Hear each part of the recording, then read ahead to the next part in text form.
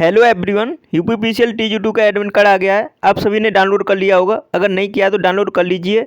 आप सभी को पता है अब आपके पास बिल्कुल भी समय नहीं है, तो आपको मैं हिंदी की मैराथन क्लास देने वाला हूँ।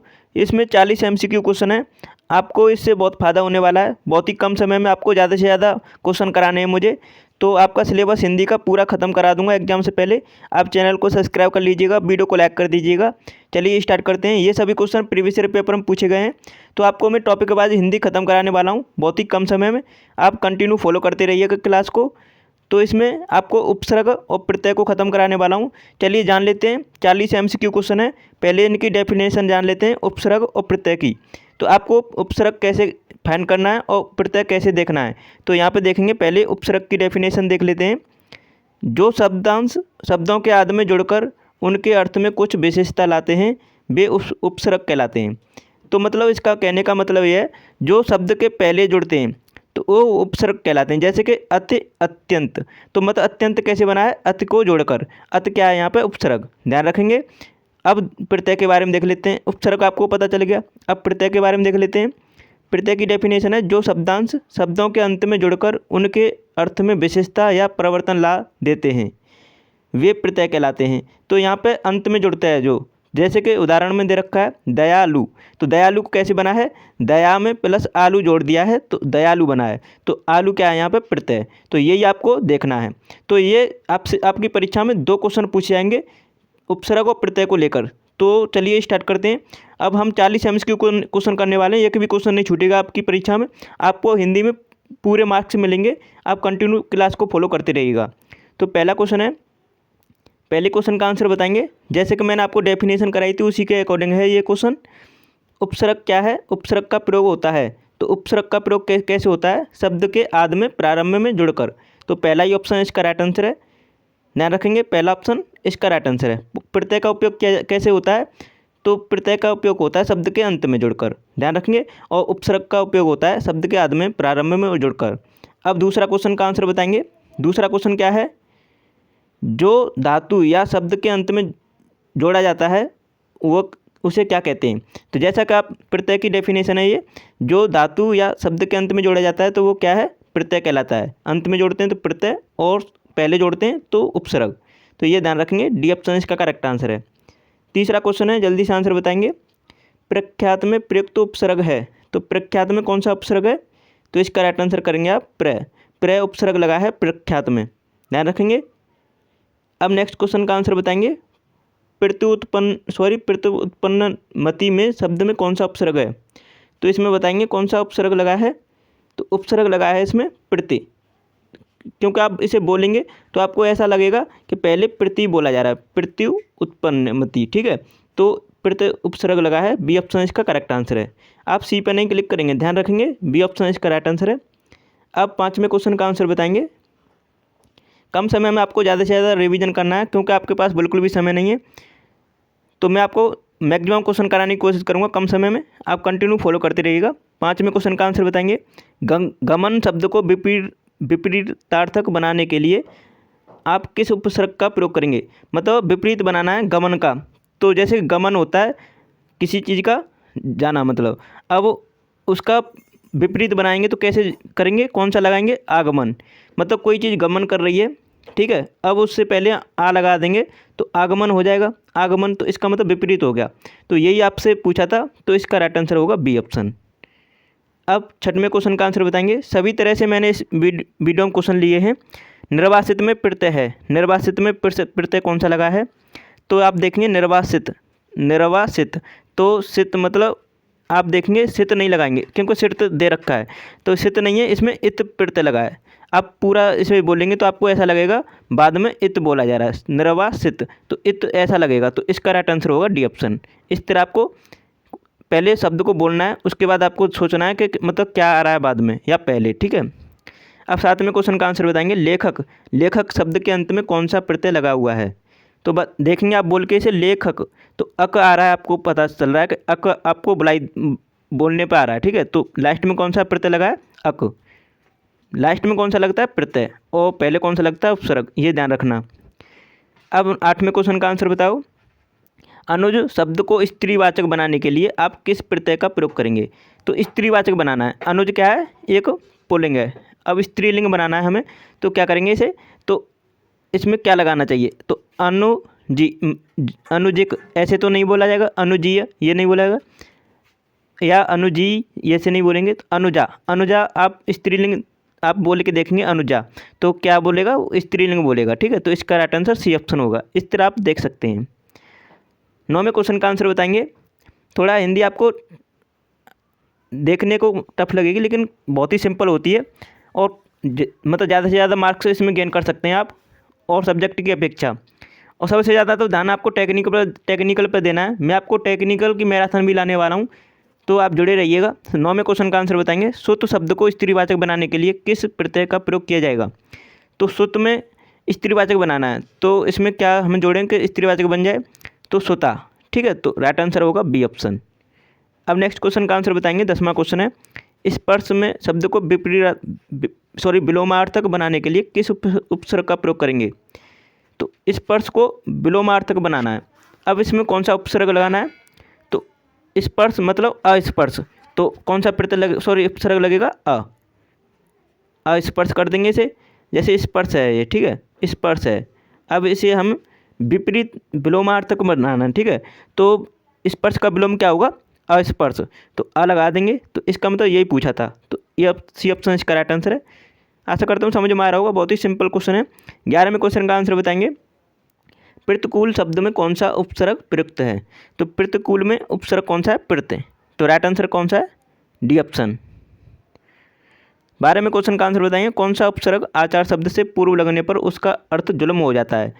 तो यहाँ पे देखेंगे आचार, तो इसका हम मतलब ऐसा शब्द बनाना जिसका जुल्म हो जाए, कोई शब्द को मतलब ऐसे ही बनाना है। ठीक है, तो आचार का अत्याचार, तो आचार। ठीक है, तो इसका राइट आंसर होगा बी ऑप्शन। अत्याचार हो जाएगा, आचार का मतलब अत्याचार, तभी तो ऐसे बनेगा। अब नेक्स्ट क्वेश्चन का आंसर बताएंगे। 13वां क्वेश्चन है, निम्नलिखित में से कौन सा शब्द कृदंत प्रत्यय से बना है? कौन सा बना है? तो इसका राइट आंसर लगाएंगे आप बिकाऊ, तो राइट आंसर है बी ऑप्शन। 14वें क्वेश्चन का आंसर बताओ। किस शब्द में आवा प्रत्यय नहीं है? तो आवा प्रत्यय किस में नहीं है? लावा में, तो सी ऑप्शन इसका राइट आंसर है। जबकि दिखावा, चढ़ावा, बुलावा, इनमें आवा प्रत्यय लगा है, लेकिन लावा में कोई प्रत्यय नहीं लगा है आवा टाइप का। ठीक है, तो सी ऑप्शन इसका राइट आंसर है। 15वें क्वेश्चन का आंसर बताएं। इनमें से कौन सा शब्द समूहवाचक प्रत्यय नहीं है? तो कौन सा नहीं है समूहवाचक प्रत्यय? तो आप देखेंगे लोग, गढ़, वर्ग, ये सभी समूहवाचक हैं, लेकिन इनमें से कौन सा नहीं है? प्रेस, तो राइट आंसर लगाएंगे आप डी ऑप्शन। ध्यान रखेंगे। आप 1 से 2 बार क्लास को देख के चले जाइएगा, आपका उसी में आपके क्वेश्चन फंस जाएंगे, क्योंकि इससे अलग नहीं पूछे जाएंगे, इसी टाइप के क्वेश्चन पूछे जाते हैं। 16वें क्वेश्चन का आंसर बताओ। व्यवस्था से पूर्व कौन सा उपसर्ग लगाए कि उसका अर्थ विपरीत हो जाए? तो व्यवस्था से पूर्व उपसर्ग कौन सा लगाना है जिसका अर्थ विपरीत हो जाए? तो ये आप देखेंगे व्यवस्था। अब हम किसी चीज़ की व्यवस्था बनाते हैं, अब उसी का विलोम क्या होगा? अव्यवस्था, तो कौन सा प्रत्यय उपसर्ग लगाएंगे? तो राइट आंसर लगाएंगे ए। ठीक है, अब नेक्स्ट क्वेश्चन का आंसर बताएंगे। 17वां क्वेश्चन है, निम्न में से किस शब्द में प्रत्यय का प्रयोग हुआ है? तो किस शब्द में हुआ है प्रत्यय का प्रयोग? मतलब बाद में कौन से शब्द में लग रहा है प्रत्यय आपको? तो देखो विकल्प में नहीं है, अलक में नहीं है, पुलक भी नहीं है, तो राइट आंसर लगाएंगे धनिक।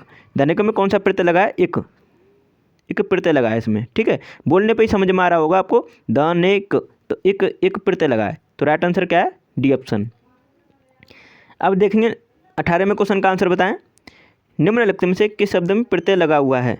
तो फिर से आप बोल के देखेंगे किसी भी शब्द को।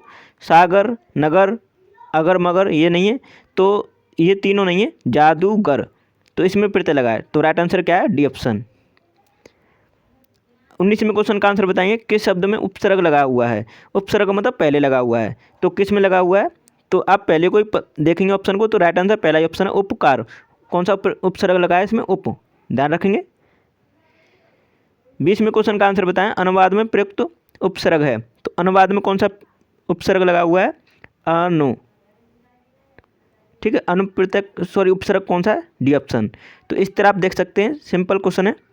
21वां क्वेश्चन है, ये सभी परीक्षा में पूछे गए हैं, ये मत सोचिएगा कि ऐसे क्वेश्चन नहीं पूछे जाते हैं। ये सभी परीक्षा में पूछे गए हैं, तो उसी को देखते हुए मैं आपको करा रहा हूँ। निर्वाह में प्रयुक्त उपसर्ग है, तो निर्वाह में कौन सा उपसर्ग लगा है? तो पहले जो लगता है वो उपसर्ग होता है, तो कौन से में लगा है? निर, तो निर्वाह, तो राइट आंसर निर्वाह।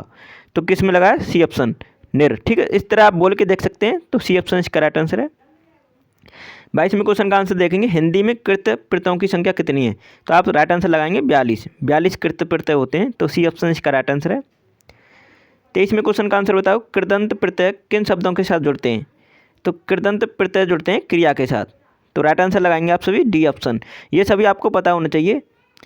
24वें क्वेश्चन का आंसर बताओ, निम्नलिखित पद एक प्रत्यय लगने से बने हैं, इनमें से कौन सा पद गलत है? बताओ कौन सा पद गलत है? तो आप देखेंगे दैविक, सामाजिक, भौमिक, पक्षिक, तो राइट आंसर लगाएंगे पक्षिक। ठीक है, तो डी ऑप्शन इसका राइट आंसर है, देख सकते हैं आप।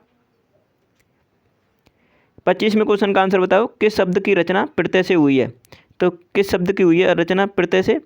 तो आप देखेंगे अभियोग, व्यायाम, अपमान, इनमें से कोई नहीं, तो राइट आंसर है इसमें से इनमें से कोई नहीं, क्योंकि इसमें से कोई किसी भी शब्द की रचना प्रत्यय से नहीं हुई है, तो राइट आंसर है इसका इनमें से कोई नहीं, डी ऑप्शन इसका राइट आंसर है।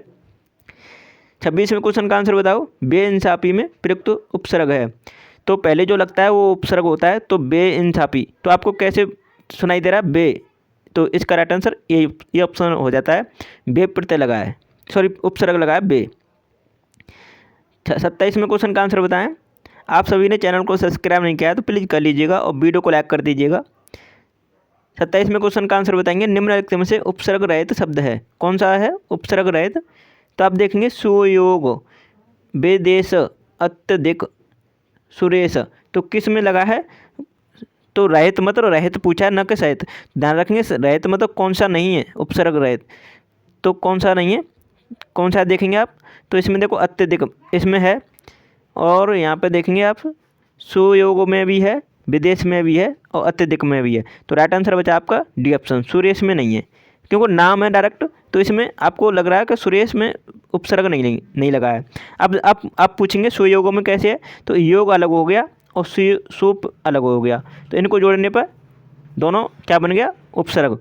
सु क्या हो गया? उपसर्ग। लेकिन इसमें सु उपसर्ग नहीं है, क्योंकि आप रेश को अलग कर नहीं सकते। सुरेश का पूरा नाम सुरेश ही बोला जाएगा, न कि रेश को अलग बोलेंगे और सु को अलग बोलेंगे, तो यही आपको देखना होता है। तो राइट आंसर क्या है इसका? D option. 28वें क्वेश्चन का आंसर बताएं, बहाव शब्द में प्रयुक्त प्रत्यय कौन सा है? तो बहाव में कौन सा है? आब, तो राइट आंसर लगाएंगे सी ऑप्शन।